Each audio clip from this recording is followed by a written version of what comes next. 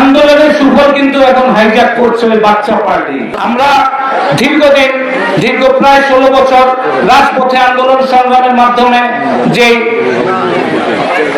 সরকার পতনের যে এক দফা আন্দোলন শুরু করেছিলাম, সেই আন্দোলনের কিন্তু সুফল গত 5ই আগস্ট ছাত্র জনতার গণ অভ্যুত্থানের মাধ্যমে শেখ হাসিনা পালিয়ে গেছে।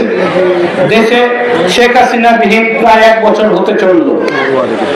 আন্দোলন কিন্তু ছাত্র জনতা করেছে। আন্দোলনটা কিন্তু কারো বাবার সম্পত্তি ছিল না। এই দেশের আপামর জনসাধারণ ছাত্রদের সঙ্গে না দাঁড়ালে, কৃষক, শ্রমিক, মেহনতি মানুষ, আপনারা এখানে যারা আছেন, আমরা যারা আছি, বিএনপি সহ অসংখ্য রাজনৈতিক দল না দাঁড়ালে এই আন্দোলনের সুফল কি ভোগ করা যেত? আন্দোলনের সুফল কিন্তু এখন হাইজ্যাক করছে ওই বাচ্চা পার্টি। ঠিক কিনা? কিন্তু বাচ্চা পার্টির আন্দোলনের কতদিন আন্দোলন করেছিল, কয়দিন রাজপথে ছিল? সকালবেলা রাজপথে আন্দোলনের ডাক দিয়ে বিকাল বেলা নাই। 10-12 দিনই লুকোচুরি খেলা খেলেছে।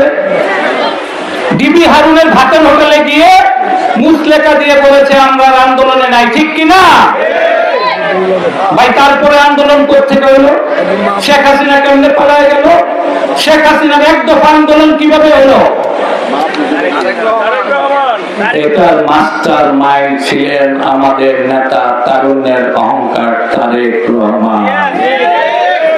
উনি যদি 8000 মাইল দূর থেকে আমাদেরকে নির্দেশনা না দিতেন, উনি যদি প্রতিনিয়ত দিনে 18 ঘন্টা কাজ করে উনি নেতা কর্মীদের উজ্জীবিত করে আন্দোলনে সম্পৃক্ত না করতেন, তাহলে কিন্তু এই বাচ্চা পার্টির হুকুমে কিন্তু শেখ হাসিনা পালিয়ে যেত না। সুতরাং আমাদের মনে রাখতে হবে, এই আন্দোলনের মাস্টার মাইন্ড তারেক রহমান এবং তার নেতৃত্বে আগামী বাংলাদেশ নির্মাণ হবে ইনশাআল্লাহ।